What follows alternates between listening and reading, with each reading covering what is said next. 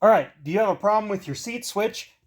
All the directions work except for one. Mine doesn't go back. I'm going to show you how to fix this real easy. All right, first thing you're going to do is you got to take this little knob off. You're going to want to take a trim tool like this, which has kind of a forked end. Any will do, but you don't want to use a screwdriver because you will break this piece in there.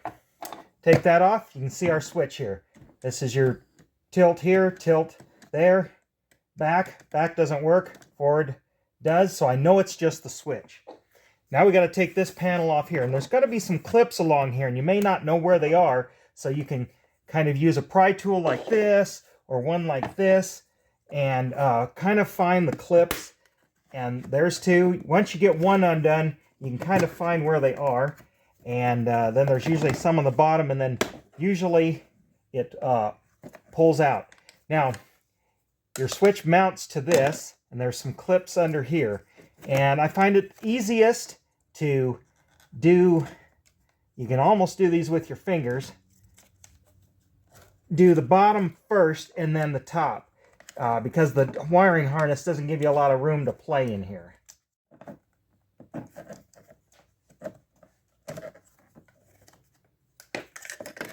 Okay, and this separates apart.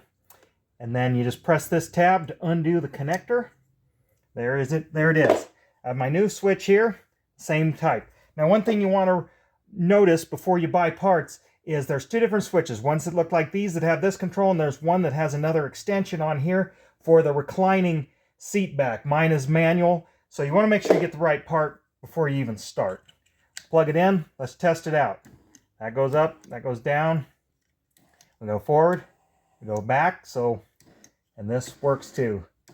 So that was our trouble, and just put it back the reverse way, clip it in, and then you'll want to find that clip, put these clips in,